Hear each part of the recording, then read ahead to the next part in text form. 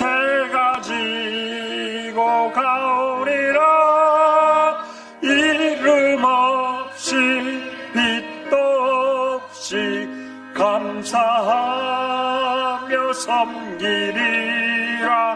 이름 없이 빛도 없이 감사하며 섬기리라. 아멘.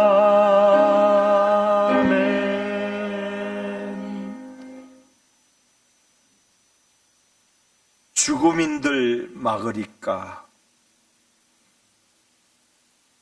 이름 없이 빛도 없이 감사하며 섬기리라. 하나님, 우리 인생이 이렇게 되기를 원합니다. 우리 믿음의 삶이 오직 한 길 그 길 가기를 원합니다. 우리를 인도하실 그 주님께 오늘 예배합니다. 예배할 때 저희를 드립니다. 이 땅 소산의 일부를 거룩하게 구별했습니다. 하나님의 기쁨이요 하나님의 자랑되기를 원합니다. 우리의 마음의 모든 것을 주님 앞에 드리오니 아버지 받으시고 주의 선함으로 인도하여 주시되 우리의 삶이 오늘 말씀과 같이 또 찬송시와 같이 영원히 지속되게 하여 주시옵소서. 하나님, 이 땅에 주님의 복으로 영향력을 끼치기를 원합니다. 주님 주시는 특별한 축복의 통로 되기를 원합니다. 그리하여 이 땅 가운데 신음하는 하나님의 백성들, 연약한 백성들, 그들을 세우는 귀한 자가 되기를 원하오니 하나님 우리를 사용하여 주시옵소서. 특별히 교회가 이 헌금 제목대로 사용되어질 때 죽은 영혼들이 춤추며 죽게 돌아오는 기적의 헌금으로 인도하여 주옵소서. 예수님 이름으로 기도하옵나이다. 아멘.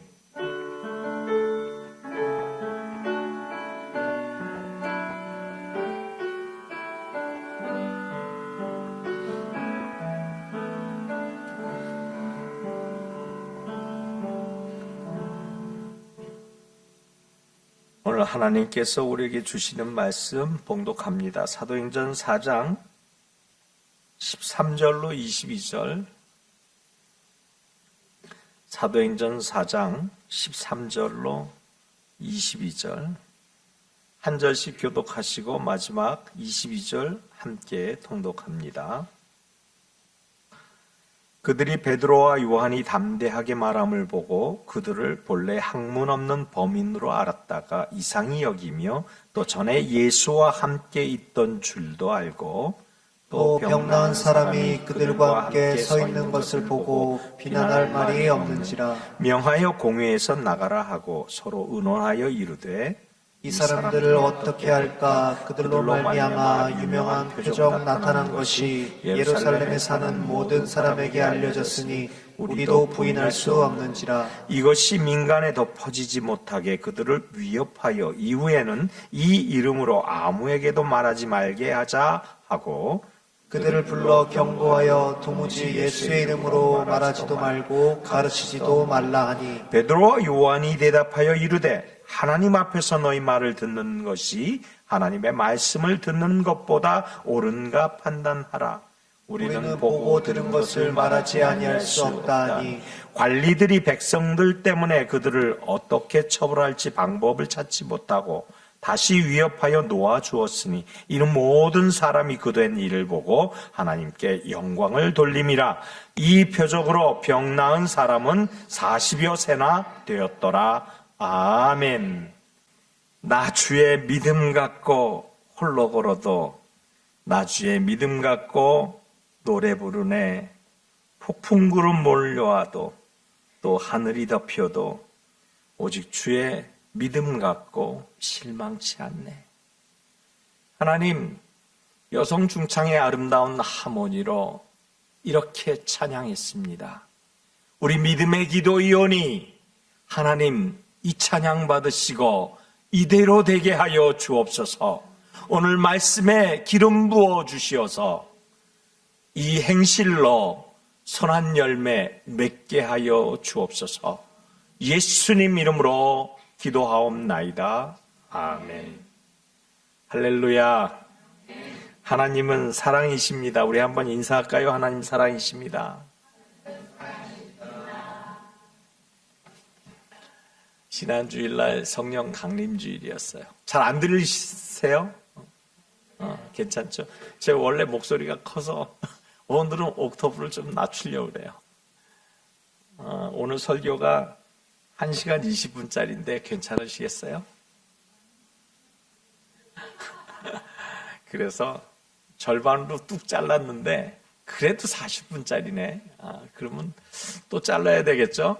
그런데 영양가가 없을 것 같아. 그래서 오늘 또 성령께서 임하시는 대로 말씀을 보도록 하겠습니다.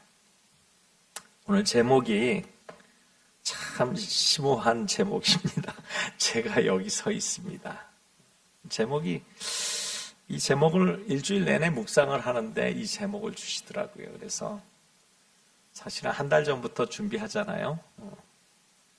그래서 여유를 갖고 제목을 쭉 살피다가 그래 이 제목으로 하자. 근데 제가 자신이 없는 거예요. 제가 이 말씀을 증거할 자신이 없는 거예요. 그래서 참 많이 울기도 했습니다. 사람들이 생각하는 그리스도인들의 종류가 있습니다. 아마 크게 나누면 두 종류라고 생각을 하는데 우리 믿음의 사람들이 생각하는 게 아니고 세상 사람들이 생각하는 그리스도인들이 어떤 사람인가라고 생각을 해보니까 첫째는 예수님을 배우는 사람들이다라고 생각할 것 같아요. 왜냐하면 매번 가갖고 성경 공부하지, 사경해야지, 부흥해야지, 뭔가를 막 배우잖아요. 그래서 예수님의 진리를 배우고 가치관을 배우고 뭔가 예수님에 대해서 예수님에 관하여 우리가 배우는 그런 사람들 아닙니까? 그래서 예수님을 공부하는 사람들, 그래서 예수님을 배우는 사람들이 크리스찬이다라고 생각할 것 같아요. 또 다른 부류의 사람은 이런 사람들이죠. 또 예수님을 따르는 사람들이다. 가만히 생각해 보니까 그런 것 같아요. 예수님 믿어서 복도 받고, 예수 믿어서 출세하고 성공 얻고, 또 예수님께로부터 뭔가를 얻을 수 있는 그런 마음으로 예수님을 따르는 사람들이 아닌가. 그렇게 생각하는 부류가 있을 거라는 거죠. 그러니까 세상 사람들은 이런 두 부류의 사람들이 예수를 믿는 사람들이다라고 생각할 것 같다라는 생각이 듭니다. 그런데 우리 예수 믿는 사람들은 그런 사람들이 예수 믿는 사람들이 아니라는 것쯤은 잘 압니다. 그렇습니다. 미안하지만 이분들은 예수 믿는 사람들이 아닙니다. 예수를 배우는 거, 예수 따라다니는 거, 이게 예수 믿는 것이 아니에요. 예수 믿는 사람들은 중생한 사람들입니다. 다시 말씀드려서 성령으로 말미암아 중생한 사람들, 즉 born of the Holy Spirit, 성령께서 그의 마음을 뒤집어 놓은 사람들이라는 이야기죠. 그래서 성령으로 말미암아 중생한 사람들의 특징이 있는데 그것은 뭐냐? 믿음입니다.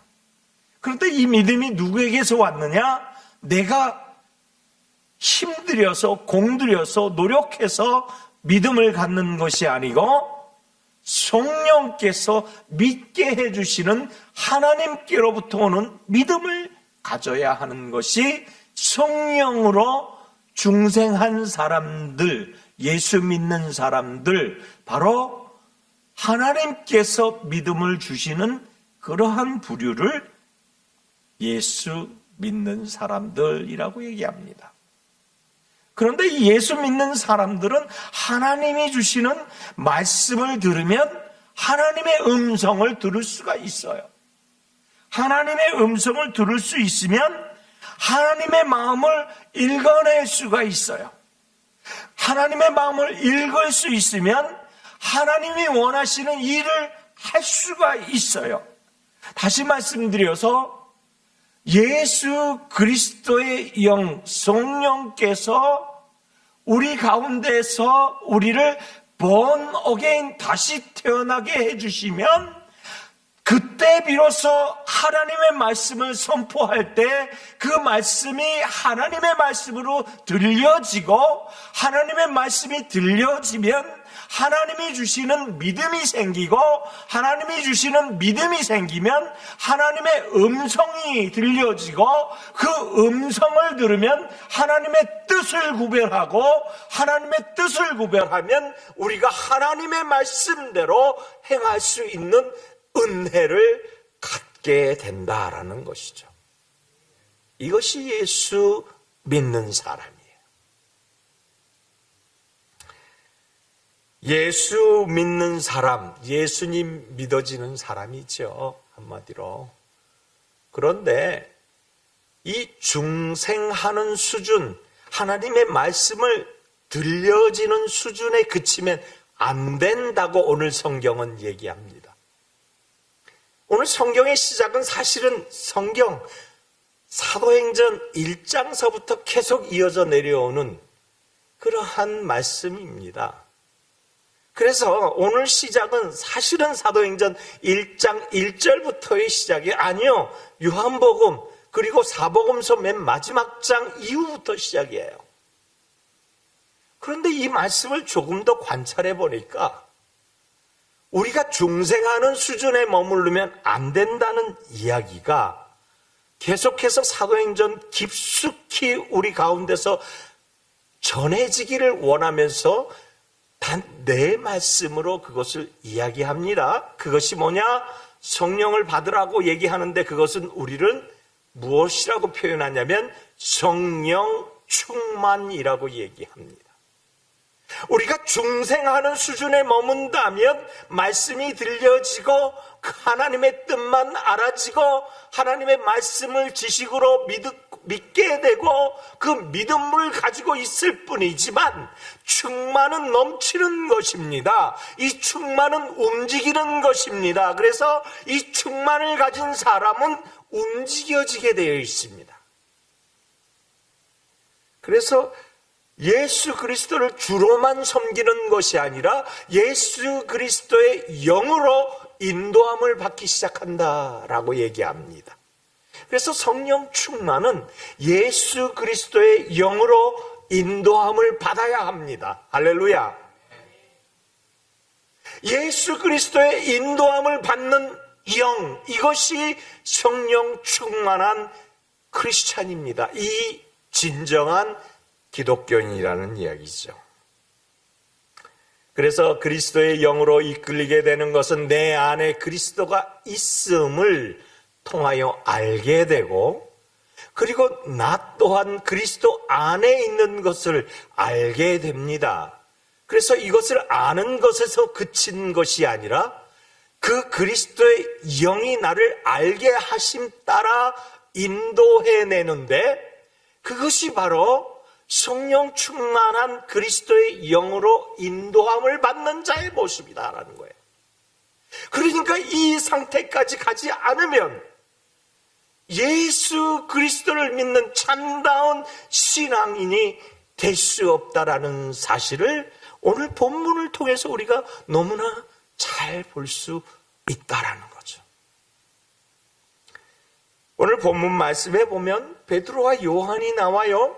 근데 이 베드로와 요한은 성령 충만한 대표적인 인물입니다. 아주 대표적인 인물인데 그들은 지금 산헤드린 공회 앞에 섰습니다. 산헤드린 공회가 어떤 곳입니까? 산헤드린 공회는 당시 유대 나라의 모든 정치와 종교를 통치하는 곳입니다. 다시 말씀드려서 한국이나 이건 미국 같으면 국회나 대법원을 합쳐놓은 듯한 그런 곳이죠. 무소불위의 권력을 가지고 있는 곳입니다. 그런 곳에 서 있습니다. 즉 실질적으로 사람들의 생사여탈권을 가지고 있는 곳이다 생각하면 됩니다. 사람을 죽이고 살린다는 것이죠. 여기서 그런 재판을 해낸다는 것입니다. 사실은 예수님도 여기서 사형 선고를 받습니다. 그리고 빌라도의 손을 빌려서 빌라도가 사형 언도를 하고 그래서 로마 군인들이 사형을 집행하게 되는 것입니다.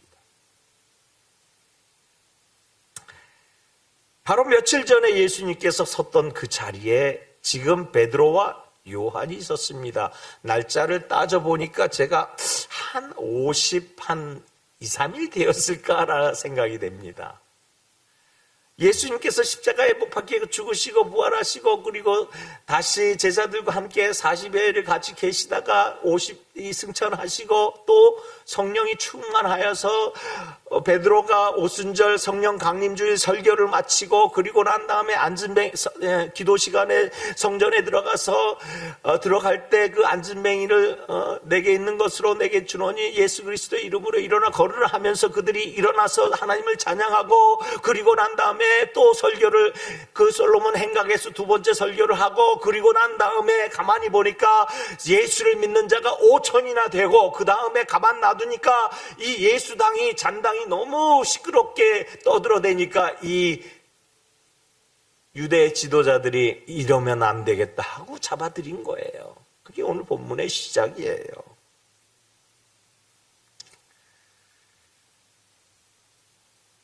그런데 이 요한과 베드로가 전에 예수님을 잡았던 그리고 재판했던 그곳에 쫓아갔으나 베드로는 벌벌 떨면서 저 구석대기에 있었죠. 그리고 나머지는 다 도망갔고요. 얼마나 모자란 모습입니까? 예수님을 몰랐을까요? 알았어요. 근데 이 모자란 모습이 오늘은 좀 다릅니다. 완전히 변했습니다. 어떻게 변했습니까? 변한 모습이 정도가 좀 지나치다 싶을 정도로 변했습니다. 아주 대단한 용기를 가지고 있습니다. 온갖 협박과 살해 위협과 갖은 욕설을 다 감당하고 담대함으로 하나님 예수 그리스도를 선포합니다. 당시에 하나님 예수 그리스도라 하면 사형에 해당되는 형을 언도받게 되어 있는데 그것을 선포합니다. 오늘 본문 읽기 전에 8절로 12절에 이들의 당당한 모습이 어떻게 표현되고 있냐면 이에 베드로가 성령이 충만하여 이르되 백성의 관리들과 장로들아 그러면서 뭐라고 얘기해요? 너희의 모든 이스라엘 백성들은 알라 너희가 십자가에 못 박고 하나님이 죽은 자 가운데서 살리신 나사렛 예수 그리스도의 이름으로 그리고 난 다음에 뭐라고 얘기해요? 다른 이로서는 다 같이 시작 다른 이로서는 구원을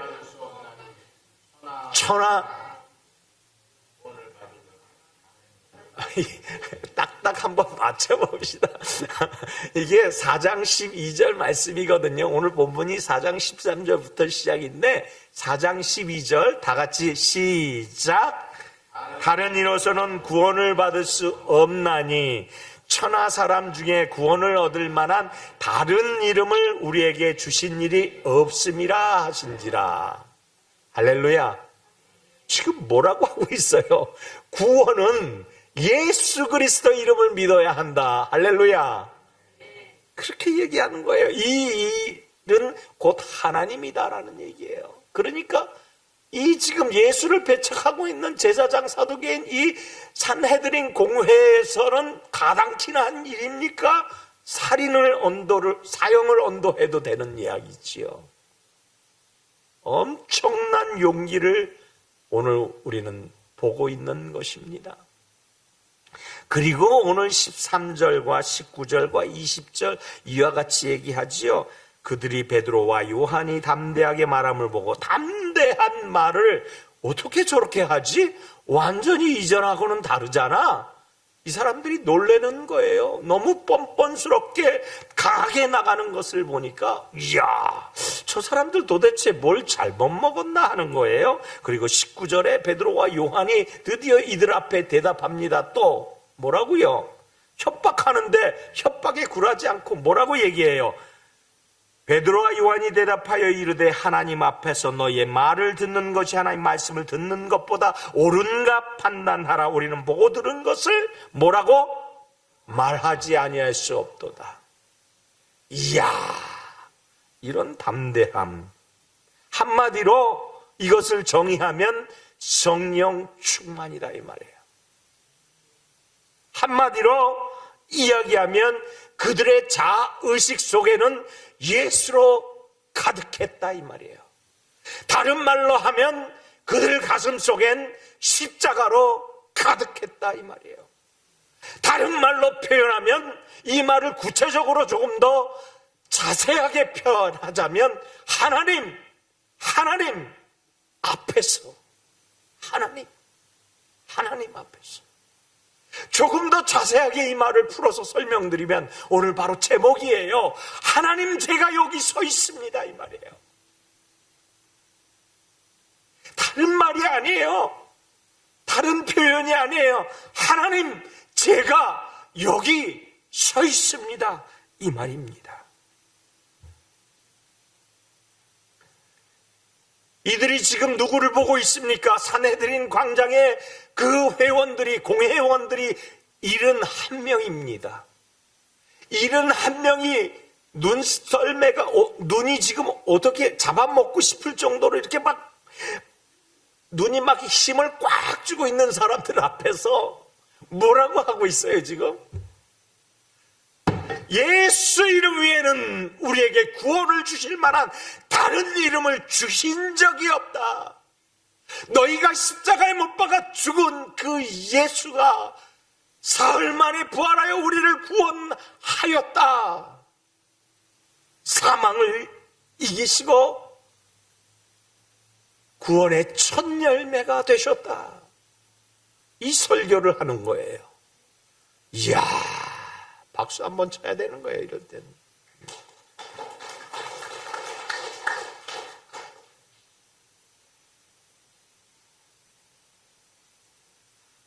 이것은 하나님의 임재 아니면 도무지 해석이 안 됩니다. 그렇잖아요. 서슬퍼런 그들 앞에서 이 말을 해낼 수 있다는 거, 이거 보통이 아니잖아요. 이것이 바로 조금 유식한 말로 하면 실존적 존재 가치 증명이라고 얘기합니다. 예수 그리스도가 실제 존재하기 때문에 예수 그리스도의 그 가치를 내가 증명해낸다라는 거예요. 그거를 실존적 존재 가치 증명이라고 저는 명명했습니다.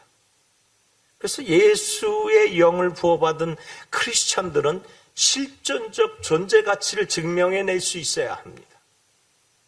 그것이 바로 성령 충만한 사람들이고 예수 믿는 사람들입니다. 500년 전에 마틴 루터, 여기 있는 목사님 두 분하고 같이 셋이서 다녀왔습니다. 500주년 기념 마틴 루터 종교개혁 독일을 다녀왔는데요. 거기에 브룸스 대성당이 있어요. 근데 브룸스 대성당은 마틴 루터가 거기에서 재판을 받았던 곳이거든요. 그런데 거기 현장에 저희가 갔다 왔습니다. 그런데 거기에는 브룸스 제국회의가 1517년인가 하여튼 1524년인가 열렸어요. 그래서 이때 마틴 루터가 이 당시의 그 교황이죠. 그 다음에 당시의 그 추기경들 뭐 이런 교계 지도자들이 쭉 있는데 앞에서 재판을 받고 있습니다. 그런데 마틴 루터가 뭐라고 얘기를 했는지 아십니까? 최후 진술을 하는데 이렇게 얘기합니다. Here I stand. Help me, God. 하나님 도와주세요. 제가 여기 서 있습니다. 마틴 루터가요, 사형을 언도받아요. 그런데 그 사형을 언도받는데 그 자리에서 최후 진술을 할 때 뭐라고 얘기했는지 아시느냐? 이 말은 Help me, God. Here I stand. 제가 여기 있습니다. 하나님 도와주세요. 지금 마틴 루터 몸 안에 작동되고 있는 것이 예수 그리스도라. 예수 그리스도 그 영이 작동됨으로 그 서슬퍼런 교계 지도자들은 보이지 않고 하나님만 보이는 거예요. 예수님만 보이는 거예요.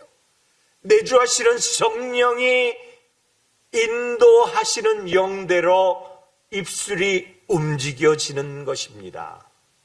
이것이 바로 실존적 존재 증명을 하는 존재 의식자들이에요.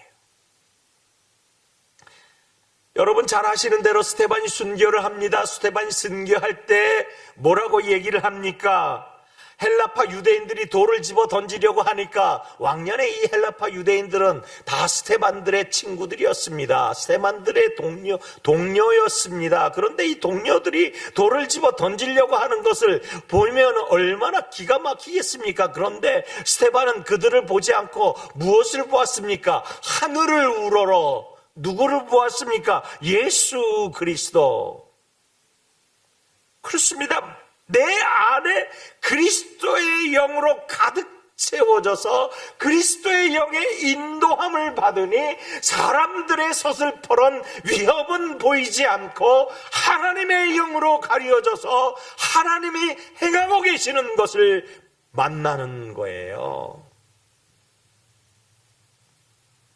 그래서 하나님의 의식으로 충만해서 하나님, 제가 여기 있습니다. 배반치 않게 저를 도우소서 이 말이에요. 제가 하나님 앞에 서 있는 것을 한시라도 잊어버리지 않게 해 주시옵소서 이 말이에요. 제가 하나님 앞에 서 있는 이 생각을 단 한순간도 잊어버리지 않도록 인도해 주세요 이 말입니다. 독일의 신학자 몰트만이라는 사람이 있습니다. 너무나 유명한 신학자인데요. 신학교에 가면은 아마 제일 먼저 배운 철학 교수라고 생각해요. 신학, 사상, 철학.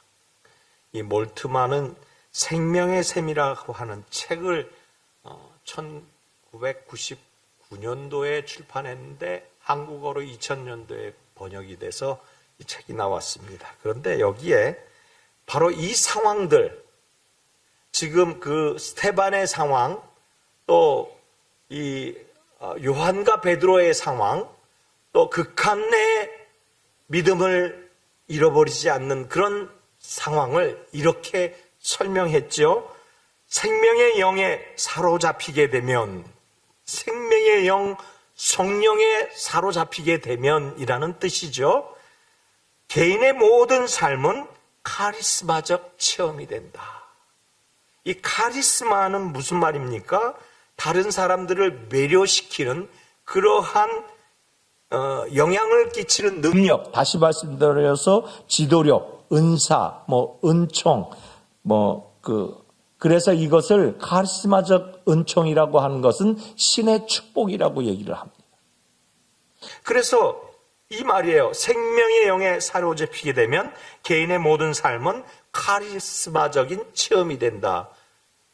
바꿔 얘기하면 지금 요한과 베드로가 산헤드린 공회 앞에서 선포를 하지요.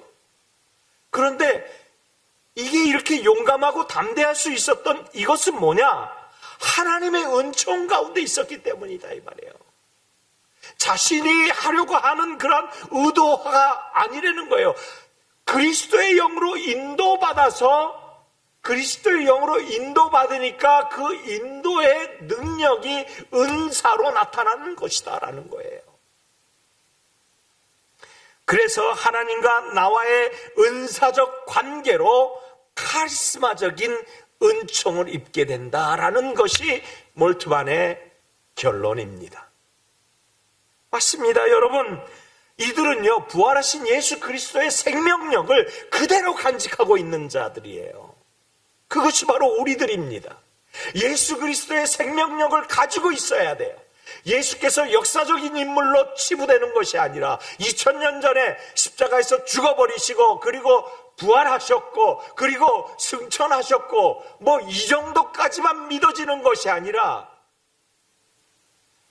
그리스도의 영이 계속해서 작동됨으로 내 안에서 계속 이것이 반복되는 거예요. 그러므로 지금 그리스도의 영으로 내 안에서 내 가운데 계시는 것, 이것이 바로 Living Christ, 살아계신 하나님과 함께 살아가는 모습이다라는 거죠.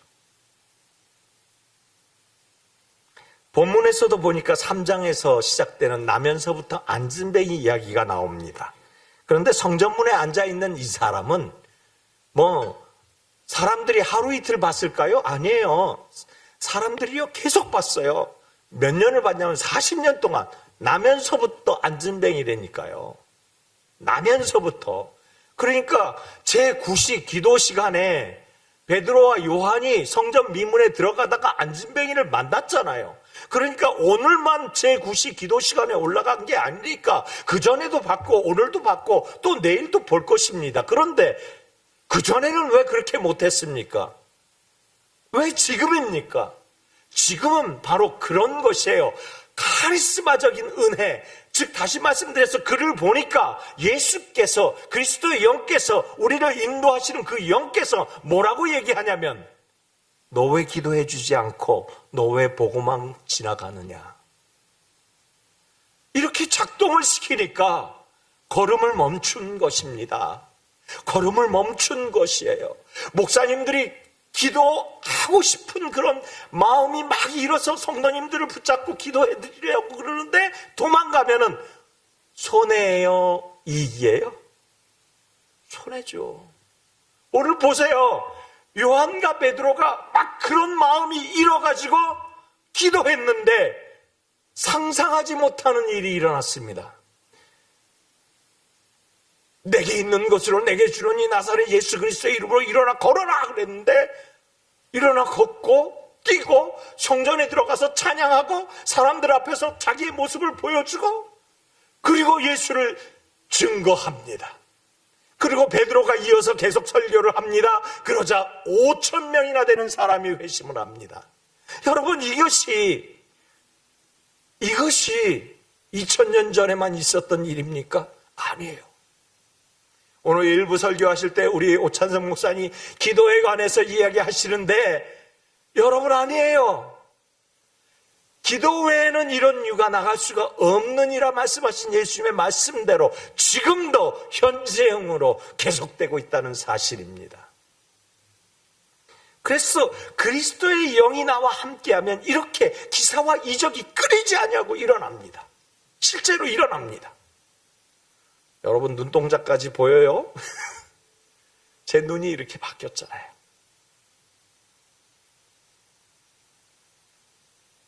그래서 베드로는 사람들이 우러러보는 거예요. 요한을 우러러보는 거예요. 왜냐하면 40년 동안 앉은뱅이가 일어나서 걷기도 하고 뛰기도 하니까 우러러보면서 그 사도행전 3장 12절에 뭐라고 얘기하냐면 베드로가 이것을 보고 백성에게 말하되 이스라엘 사람들아 이 일을 왜 놀랍게 여기느냐, 우리 개인의 권능과 경건으로 이 사람을 걷게 한 것처럼 왜 우리를 주목하느냐. 내가 한 것이 아니야. 내가 한 것이 아니야. 내가 경건해서 그런 것이 아니야. 지금 뭐라고 얘기해요? 내 안에 사시는 그리스도께서 하신 것이야. 그리스도, 그 살아계신 하나님이신 예수 그리스도의 영이 너희를 살리고 일으킨 것이야 라고 말씀해 주십니다. 그래서 오늘 본문 마지막 절에 22절에 이렇게 얘기하잖아요. 이 표적으로 병 나은 사람은 40여 세나 되었다. 그러니까 40년 동안 앉은뱅이로 성전 미문에 구걸을 했다는 거예요. 그렇습니다. 이것이 충만입니다. 이것이 충만이에요. 내 손으로 하는 일은 없습니다. 다 주님이 직접 하십니다. 그리스도께서 지금 살아 역사하시고 또 그 의식을 가지고 그렇게 충만한 상태로 행하여 나간다면 과거에 역사했던 하나님, 과거의 기적을 나를 통해서 베푸신 그 하나님을 지금으로도 또 계속 진행시킬 수 있는 것입니다. 나아가서 그리스도의 영에 이끌리는 것은요, 한 가지만 더 말씀드리고 끝내겠습니다. 아직도 여러 장 남았는데 이거 다 하면은 다 일어나서 밥 먹으러 가실 것 같아. 와인이에요. 왜 납니까? 지금 베드로와 요한은 왜 납니까예요? 지금 스테반은 왜 납니까예요? 김충근 장로님이 와인이 그런 게 아니고요. 와임이 성령 충만한 그리스도의 영을 인도함 받는 그 사람은 그 누구든지 와임이라는 퀘스천을 하게 되어 있습니다. 왜 접니까?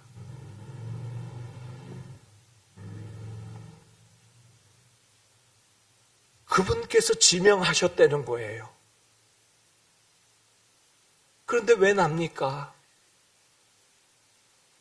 내가 능력이 있어서요? 허물이 많고요? 죄인이고요? 왜 하필이면 나지요? 라는 의문을 가질 수밖에 없는. 그런데 나를 지명하셨다는 거예요. 그러니 감격할 수밖에요. 그래서 나를 지명하셔서 하나님께서 나를 고용하신 거죠. 그리고 나를 고용하시고 나를 부려잡수시려고 사명을 주시는 것이지요. 그리고 그 사명을 주신 것 그 끝에 모든 것을 구하라고 얘기하시지요. 그 엄청난 그 놀라운 말씀을 주셨단 말이에요. 모든 것을 구하라고 했잖아요. 누가 감히 이런 말을 할 수 있단 말입니까? 모든 것이라고 얘기해요. 모든 것.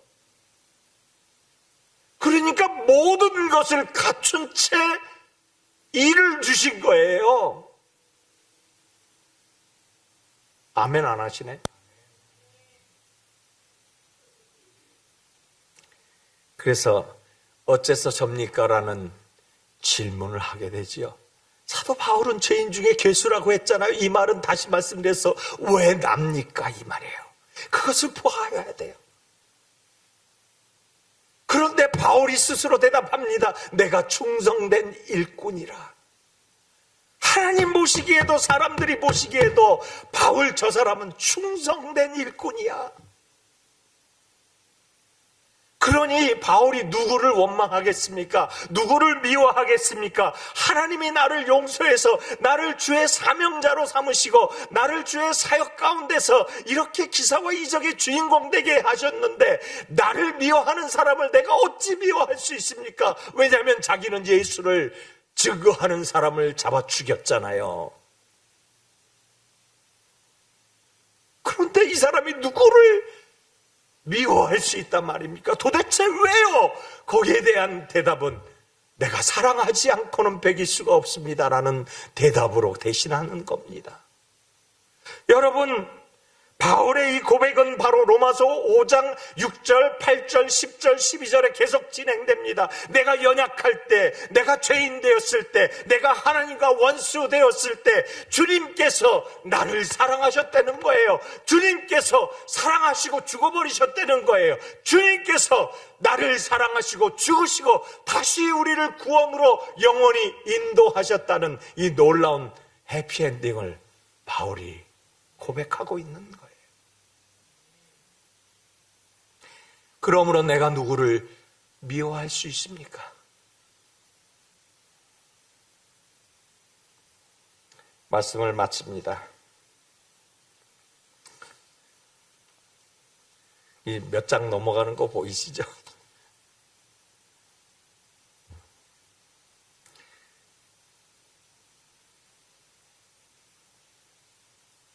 중생의 충만, 성령의 충만이에요. 성령 충만은 중생의 충만이고 중생의 충만은 성령 충만입니다. 그래서 중생의 충만이라고 우리가 해석해도 될 듯합니다. 내가 죽어버렸으니까요. 죽어야 합니다. 죽지 않으면 다른 사람을 살릴 수가 없습니다. 충만한 감성, 충만한 의지, 합리적으로 이해가 되기 시작하는 것은 내가 죽을 때 비로소 시작됩니다. 내가 죽지 않으면 성경이 믿어지지 않습니다. 내가 죽지 않으면 창조부터 요한계시록까지 이해가 불가능합니다. 지성적으로 접근할 수가 없습니다. 이성적으로 대할 수 없습니다. 오직 내가 죽어야만 그것을 믿을 수가 있습니다. 내가 죽지 않으면 그것을 해석해낼 방법이 없습니다. 그래서 중생의 충만, 본어게인의 충만은 성령 충만인데 이 그리스도의 영으로 인도함을 받지 않으면 성경을 성경적으로 해석하기 불가능합니다. 성경을 성경적으로 해석하면 성경을 성경적으로 받아들이고 그것이 하나님의 말씀으로 받아들여질 때 하나님의 음성이 들리기 시작하고 그 하나님의 음성이 들리기 시작할 때 드디어 하나님의 역사가 시작이 됩니다. 여러분, 로마를 가면 콜로세움 원형 경기장이 있습니다. 제가 그거 가보니까요 엄청 크더라고요. 10만 명이 들어갔을 것 같아요. 그 옛날에. 그런데 그곳에서 이야기를 하면 다 듣는다는 거예요. 소리쳐서 얘기하면. 그러니 얼마나 잘 만들어진 곳입니까? 그런데 이곳이 살인의 도구로 쓰였지 않습니까? 그리스도인들을 사자마비 되게 하고 죽이는, 그래서 순교자들이 그렇게 많이 그것을 통하여 배출되지 않았습니까? 수십만 명의 크리스천들이 순교하면서 역사의 기록물로 이런 글을 기록을 했다는 것입니다. 이것을 읽어드리고 마칩니다.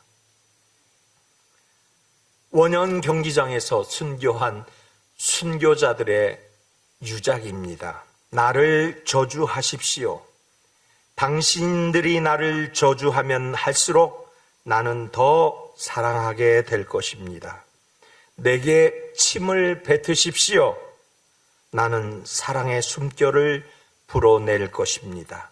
나를 찌르십시오. 나를 사랑한다고 절규할 것입니다. 나를 짐승의 먹이로 던져버리십시오. 나는 사랑의 제물이 될 것입니다. 나를 불태워 주십시오. 나는 사랑의 열기로 당신의 증오로 가득한 마음을 녹일 것입니다. 이들은 이렇게 고백하며 웃으며 죽음을 맞이했습니다. 기도하겠습니다. 하나님, 근심, 걱정, 모함과 두려움이 우리를 점령해버리는 세대입니다. 깨끗한 영혼은 간 곳 없고 밝고 맑은 미래는 구름에 갇혀 있고 오직 숨쉬기에 급급한 인생을 살아왔습니다. 이제 그리스도의 영으로 인도함을 받아 여유 갖기를 원합니다. 그리스도로 인하여서 이것을 이겨낼 그리스도 영의 인도함을 받기를 원합니다. 하나님 도와주옵소서. 오늘 말씀과 같이 코람되어 하나님 앞에 서 있습니다. 이 존재적 가치를 증명해내며 살 수 있도록 우리를 인도하여 주시옵소서. 모든 것 주님께 감사하고 예수님 이름으로 기도하옵나이다. 아멘.